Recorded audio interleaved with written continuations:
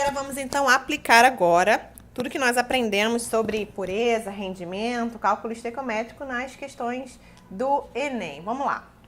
Enem 2014. Grandes fontes de emissão do gás dióxido de enxofre são as indústrias de extração de cobre e níquel em decorrência da oxidação dos minérios sulfurados. Até agora, nada que a gente precise sublinhar.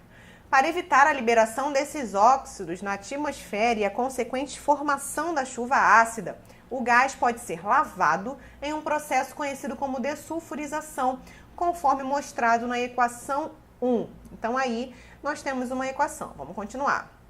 Por sua vez, o sulfito de cálcio formado pode ser oxidado com o auxílio do ar atmosférico para obtenção do sulfato de cálcio, como mostrado na equação 2. Essa etapa é de grande interesse porque o produto da reação, popularmente conhecido como gesso, é utilizado para fins agrícolas. Então, aqui ele diz que esse carinha é super importante, é o gesso utilizado para fins agrícolas. E ele diz que para evitar a emissão, a liberação desses óxidos aqui, que são óxidos que causam aí, provocam a chuva ácida e tudo mais, que é o caso do dióxido de enxofre, eles fazem esse processo como dessulfurização, mostrado nessa equação aqui. E aí o sulfito de cálcio formado, e aí vem informações lá da química inorgânica, a gente saber reconhecer quem é o sulfito de cálcio, que é esse carinha aqui, ó. Pode ser oxidado com o auxílio do ar atmosférico, que é tudo que está mostrado na equação de número 2. Ok. E aí ele continua aqui, ele fala as massas molares dos elementos, então percebam aqui a diferença. Ele não dá a massa molar da molécula inteira, ele dá só dos elementos, do carbono, do oxigênio, do enxofre e do cálcio. E ele pergunta assim: considerando um rendimento de 90% no processo, a massa de gesso obtida em gramas por mol de gás retido é mais próxima dele. Essa questão causou um pouco de dificuldade por conta justamente desse finalzinho do enunciado, por mol de gás retido, mas a gente vai ver que isso é muito simples de entender e de aplicar na nossa questão. E ele te dá as alternativas, como sempre, as alternativas são bem espaçadas umas das outras. Ele não dá, por exemplo, letra A 64, B 65, C 66 e assim por diante. Tem sempre aí diferenças. É claro que isso é bom e ruim. Bom porque eu posso arredondar e ruim porque geralmente na metade dos nossos cálculos a gente acaba encontrando esses valores e a gente acha que está certo e acaba marcando antes de finalizar os cálculos. Então a gente tem que ter muita atenção também. Primeira coisa nessa questão, pessoal, nós temos duas reações. O que ele quer é a massa de gesso, que é esse carinha aqui, obtida em gramas por mol de gás retido. E que gás retido é esse? Aí você pode ficar em dúvida, porque olha só, aqui eu tenho um gás, o gás oxigênio, aqui eu tenho um gás, o gás carbônico, e aqui eu tenho o gás que é o SO2. Então você fala, caramba, qual gás que ele está falando? Pessoal, ele fala lá no início sobre a questão da dessulfurização, que o problema em si são os minérios sulfurados, que é o dióxido de enxofre. Então ele está trabalhando com esse gás aqui. Tem que relacionar esses dois caras. Primeira coisa, a gente tem que entender a questão, senão a gente não consegue montar as regras de 3 corretas. E agora a gente vai então encontrar a equação global. Por que isso? Porque ele te dá duas reações. Não basta você balancear essa ou essa aqui, você precisa juntar essas duas em uma única só reação, que a gente chama de reação global ou equação global, para que daí a gente consiga então ver a proporção em mol do que ele quer e continuar com os nossos cálculos. Então eu vou reescrever aqui para facilitar a nossa visualização.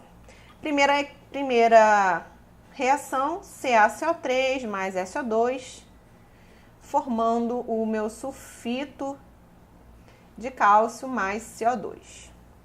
Perfeito? Agora, reescrevendo aqui, ó, 2CaSO3 mais oxigênio, essa é a reação 1, tá?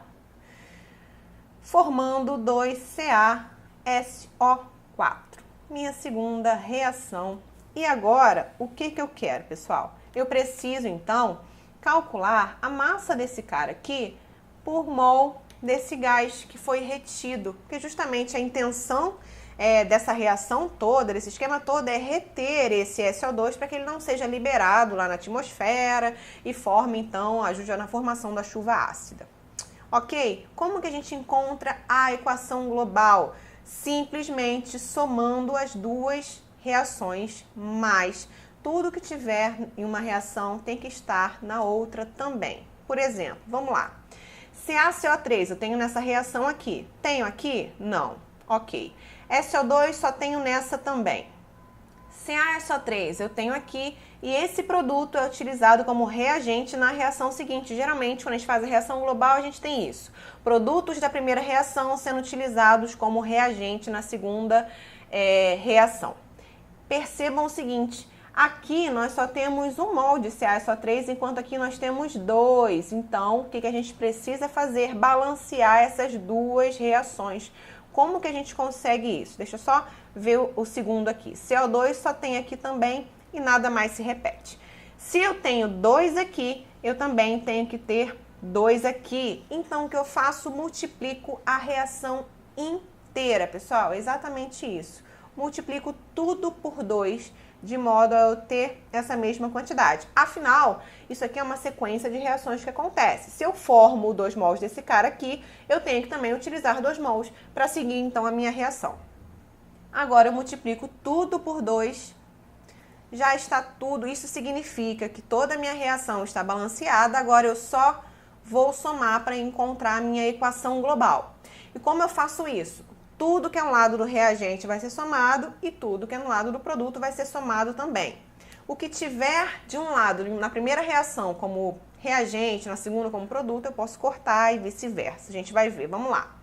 CaCO3 eu só tenho aqui, então eu repito.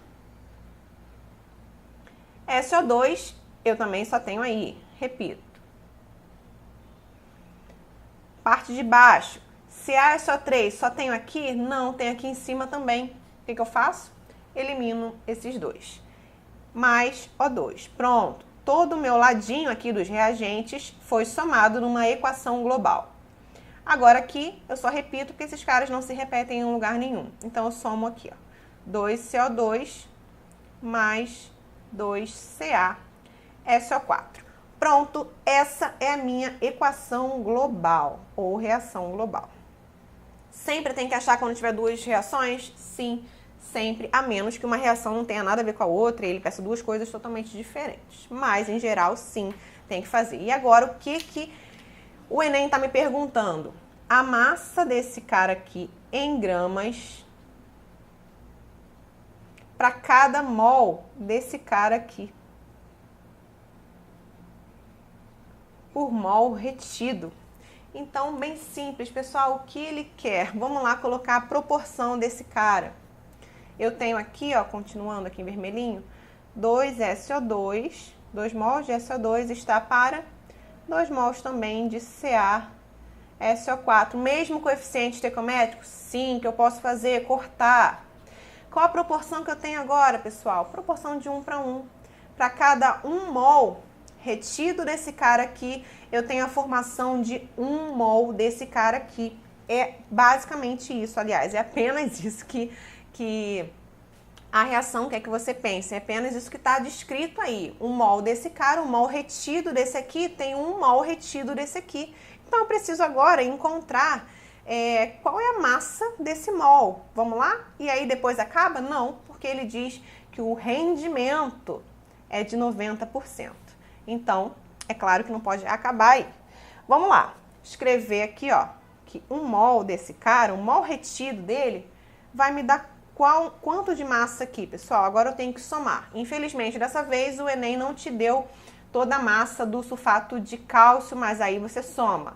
O cálcio aqui, ó, 40, mais 32 do enxofre, mais 4 vezes 16 aí, ó, que é do oxigênio. Somando isso tudo aqui, pessoal, eu vou ter que a massa molar do meu sulfato de cálcio é igual a 136 gramas. Pronto. Ou seja, para cada mol retido aqui do meu SO2, eu produzo 136 gramas. E aí você vai falar, ih, caramba, achei a resposta letra D. E marca aqui e erra a questão. Então, isso é observação. Praticamente em todas as questões de estequiometria vai ter a resposta errada na sua alternativa. O que você precisa agora fazer, pessoal? Calcular o rendimento. Ele não diz que o rendimento é 100%. Ele diz que o rendimento é de 90%. Então, você realmente produziria 136 gramas de gesso se tivesse 100% de rendimento, mas você só tem 90%, significa que você vai produzir menos. Fazendo, então, os cálculos, você vai encontrar 122,4 gramas e, na verdade, ele quer a massa aproximada. Então, a resposta certa é a letra C de casa, igual a 122. Então, percebam aí, pessoal, que você pode sim se enrolar numa reação. Percebam que tem duas reações. Precisa encontrar a reação global. Você precisa colocar a massa aí, ó. Coloque essas observações, a massa em grama, que podia ser... De repente ele podia querer em quilo, em miligrama, enfim. A gente precisa estar atento a isso também, quanto às unidades e quanto ao rendimento ou quanto à pureza. Sempre calculando o rendimento no final e sempre calculando a pureza no início, baseada nos reagentes. Vamos para a próxima questão.